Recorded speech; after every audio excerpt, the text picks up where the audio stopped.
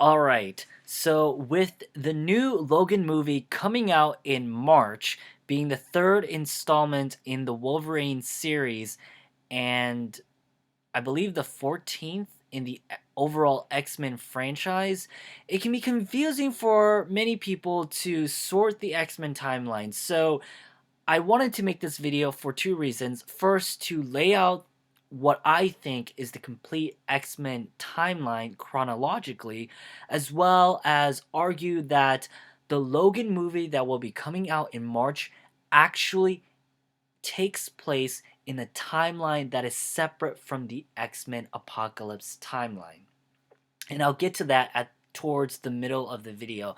But first off, I wanted to lay out and sort out the groundworks for the X-Men Cinematic Universe timeline. And that all begins with X-Men First Class. As we know, X-Men First Class introduced us to the young Charles Xavier and the young Magneto, giving us insight into the motivations for why the X-Men will exist. Ultimately, First Class launched the universe of the X-Men cinematic timeline, followed by X-Men 1, where we are introduced to the main cast, consisting of Jean Grey, Professor X, Cyclops, Rogue, Wolverine, and Storm. And after that, we move on to X-Men 2, X-Men United, where we meet more X-Men and learn a bit more about Wolverine's past. Next, X-Men 3, The Last Stand arrives, where we meet Dark Phoenix, and in the end, Wolverine kills her. Devastated by killing the only person he truly loves, he decides to leave the X-Men for a while, and we're introduced to the Wolverine in Japan, where he meets Yukio in the Silver Samurai. Now, after all of the events of the Wolverine, we find that he gets approached by Charles Xavier and Magneto at the airport. And much like most of us, Wolverine is surprised as to how the hell Charles Xavier is still alive after being decimated by the Phoenix in X-Men 3. But that's a completely entirely different can of worms. Most importantly, Magneto and Xavier want Wolverine to come with them because they believe that the Sentinel program poses a huge risk and threat to mutants. And much to their credit, they're absolutely right, because what follows is Days of Future Past, Part A. And I say Part A because it is the current present time of the X-Men. This is the present time where Sentinels have taken over and they are killing mutants left and right. And the remaining X-Men, Storm, Wolverine, Bishop, Xavier, Magneto, Blink, Rogue, Kitty, Iceman, all of them are trying to fight off the Sentinels and trying to survive and doing what they can to survive. More importantly, they realize that the Sentinels exist because Bolivar Trask created the Sentinel program. And with Kitty Pryde being able to send people's conscious back in time, they decide that it's best to send Wolverine's conscious back into his younger self. And this is the X-Men universe's time-traveling mechanic. They send Wolverine's conscious back into his younger self in 1973. Hence, Days of Future Past, Part B. And we know that Parts A and B are part of the same film. However, all the events of Days of Future Past A are in the future.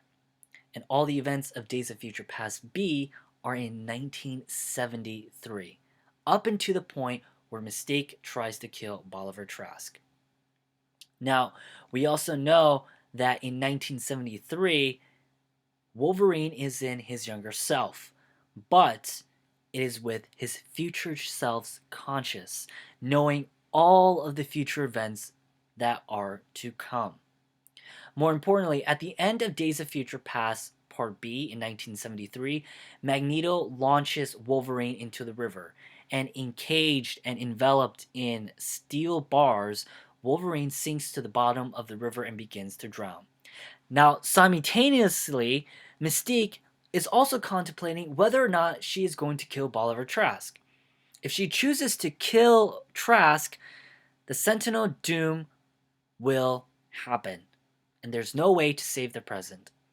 However, if she chooses to not kill Bolivar Trask, she will eliminate the possibility of that Sentinel apocalypse ever happening.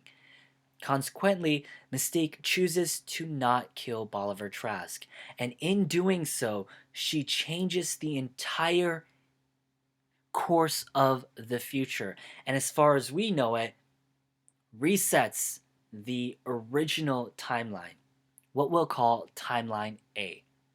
Now, just as Mystique decides to not kill Bolivar Trask, and right after that, Wolverine loses his consciousness and becomes unconscious. Now, what happens here is that the original conscious returns to its original physical body, and it returns to the present Logan body, which exists in Days of Future Past Part C.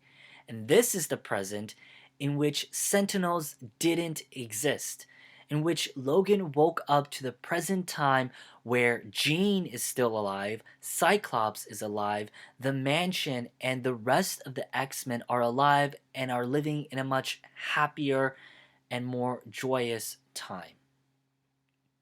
So that's the current present. That's where Logan is. Now, it's also important to note that Logan still has memory, knowledge, and experience of all of the past, even though they've been quote unquote erased.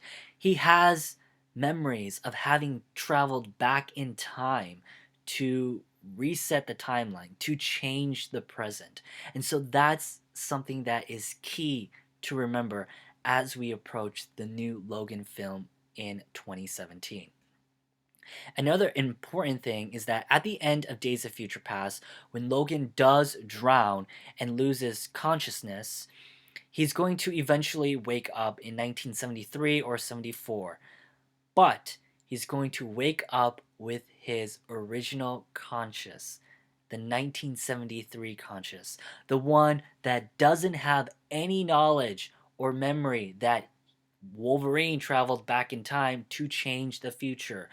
The Wolverine conscious that has no idea of the events of X1, X2, X3, or the other journeys of the Wolverine history.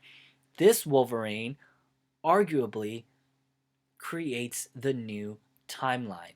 And I say he's responsible for creating the new timeline, and there's evidence for this because he makes his appearance in X-Men Apocalypse. After being held in Alkaline Lake by Stryker, he meets the young Jean Grey in X-Men Apocalypse, and she unlocks for him his past, his memory. Now, there can only be two things that Jean unlocked for Logan. It's A, his former identity that was stripped of him through the Weapon X program, or B, Jean Grey somehow is able to give him memories and knowledge of the original timeline. And now I'm going to argue that Jean Grey was only able to give Logan memories of his past identity pre-1973. Why is that? Because Logan doesn't seem to recognize Jean or Scott or understand where he really is. And so because he doesn't have that ability to sense that he's with the X-Men, that's reason enough to know that the Logan in X-Men Apocalypse is not the Logan that we'll be seeing in 2017. So X-Men Apocalypse actually creates an entirely new different timeline. And when Logan arrives in 2017 of March, we're going to see a Logan that is from the original X-Men timeline and not the X-Men Apocalypse timeline. Because this Logan more than likely will have all the experiences, memories, and knowledge of what has happened, of traveling back in time, of having to change the present, of avoiding the Sentinel future only to confront a future that's even more dire, that's more grim, that's more hopeless and miserable than the one he was able to save and change. And so this is the timeline. And I really think that the Logan we'll be seeing in 2017 is the one that is part of the original timeline and not the X-Men Apocalypse timeline. Let me know what you think in the comments, and let me know what your thoughts are on the X-Men timeline and what you think the future Logan movie, what its place is in the X-Men timeline.